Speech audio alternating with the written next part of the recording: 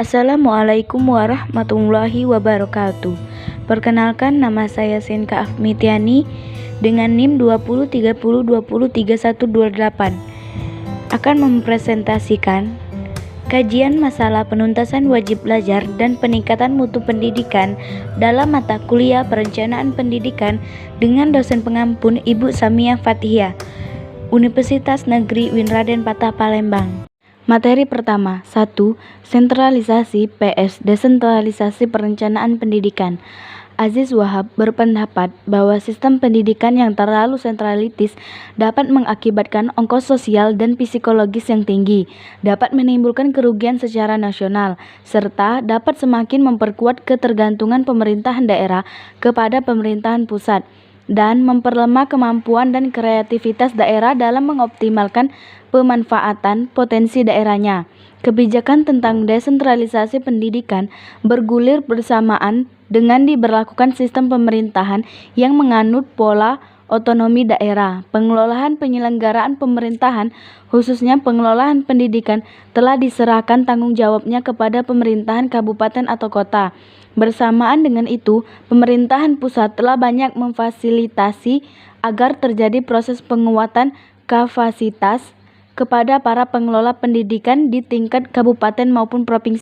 2. Strategi pembangunan pendidikan. Sehubungan dengan pembangunan pendidikan, garis besar haluan negara masih menetapkan 4 strategi pendidikan nasional untuk 5 tahun ke depan, yaitu 1. Pemerataan kesempatan memperoleh pendidikan, 2. Meningkatkan relevansi pendidikan, 3.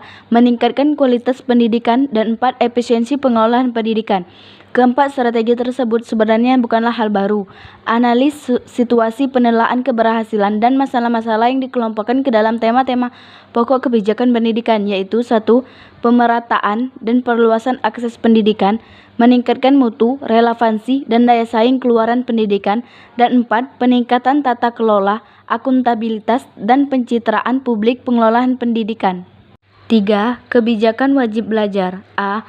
Pendidikan dasar 9 tahun. Gagasan penjenjangan pendidikan dasar 9 tahun telah dikemukakan sejak tahun 1987. Gagasan tersebut kemudian dilegalkan dalam Undang-Undang Nomor 2 Tahun 1989 tentang Sistem Pendidikan Nasional. B. Gerakan Wajib Belajar SD. Gerakan Wajib Belajar adalah suatu gerakan ke arah terlaksananya kewajiban belajar atau ketuntasan belajar, yaitu suatu kewajiban bagi anak-anak yang telah berusia tertentu untuk memasuki lembaga pendidikan.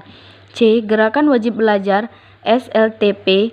Setiap WNI yang telah menamatkan SD atau yang sederajat dengan batas usia 13-15 tahun untuk mengikuti pendidikan di SLTP atau satuan pendidikan yang sederajat sampai tamat. 4. Tantangan penuntasan wajib belajar dan peningkatan mutu pendidikan dasar. Salah satu tantangan berat dalam pelaksanaan wajib belajar pendidikan adalah rendahnya jumlah lulusan SD yang melanjutkan pendidikan ke SLTP. Masalah tersebut merupakan bagian yang tidak terlepas dari beberapa persoalan pokok pendidikan di Indonesia sebagaimana dikemukakan Pakri, bahwa persoalan pokok yang dihadapi pendidikan antara lain 1. Jumlah populasi anak usia sekolah yang cukup besar dan jumlah populasi angkatan kerja yang memerlukan pembinaan lebih lanjut untuk meningkatkan produktivitasnya. 2. Keterbatasan ekonomi untuk memperluas kesempatan pendidikan dan meningkatkan jenjang pendidikan angkatan kerja yang memerlukannya. 3. Relevansi program pendidikan yang sesuai dengan tuntunan pembangunan, baik ditinjau dari segi jenjang maupun jenisnya. 4. Keseimbangan antara tuntunan kualitas dan kuantitas, terutama jika dikaitkan dengan nilai ekonomis hasil pendidikan. B. Fokus masalah. Dalam rangka penuntasan wajib belajar dan peningkatan mutu pendidikan, terlebih dahulu perlu diidentifikasi hal-hal yang berkaitan dengan A. Daya dukung lingkungan eksternal dan internal sistem pendidikan. B. Implementasi kebijakan wajib belajar dan upaya peningkatan mutu pendidikan. C. Kekuatan-kekuatan dan kelemahan-kelemahan dalam pengelolaan pendidikan di tingkat provinsi dan kabupaten. Serta D. Implementasi sistem perencanaan dan manajemen persekolahan khusus sekolah lanjutan tingkat pertama. Berkat hasil kajian tersebut, permasalahan penelitian dapat difokuskan pada alternatif model perencanaan strategi. Macam apa yang cocok bagi percepatan penuntasan wajib belajar dan peningkatan mutu pendidikan. C. Tujuan kajian masalah pendidikan. Kajian ini ditunjukkan untuk merumuskan alternatif model perencanaan strategis bagi percepatan penuntasan wajib belajar dan upaya peningkatan mutu pendidikan dasar. Sebelum dapat merumuskan alternatif model tersebut, terlebih dahulu diperlukan upaya untuk mencapai tujuan-tujuan antara atau tujuan khusus sebagai berikut. Mendeskripsikan profil lingkungan eksternal pendidikan yang berpengaruh terhadap percepatan penuntasan wajib belajar dan peningkatan mutu pendidikan dasar. 1.